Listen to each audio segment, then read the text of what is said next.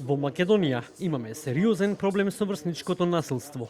Не само физичко, туку и вербално, сајбер насилство во и надвор од училишниот двор, вели Драги Змијанац од првата детска амбасада Меѓаши.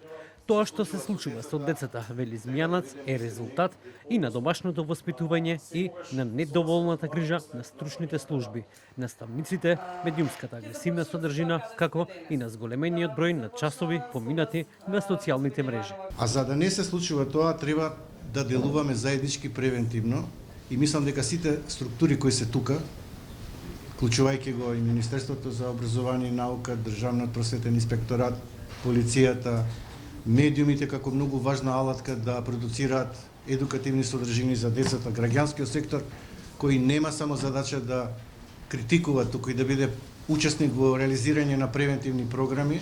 Кога е во прашање врсничкото насилство од Министерството за образование и наука велат дека многу е важно да се земат во предвид сите околности и да се едуцира и превенира навремено.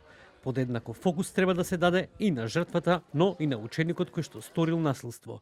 Посочуваат дека потребно е подобрување на комуникацијата на релација ученик-наставник, но и останатите институции, меѓу кои и центрите за социјална работа.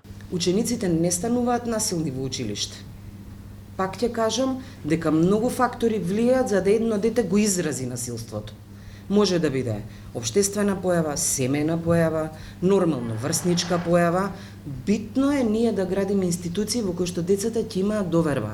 Мораме да ја вратиме довербата на сите граѓани, вклучително и децата, за доверба во институциите. Од Министерството за внатрешни работи велат дека во периодот од јануари до март 2026 година регистрирани се 61 настан на насилно однесување во училишта или во непосредна близина на училиштата.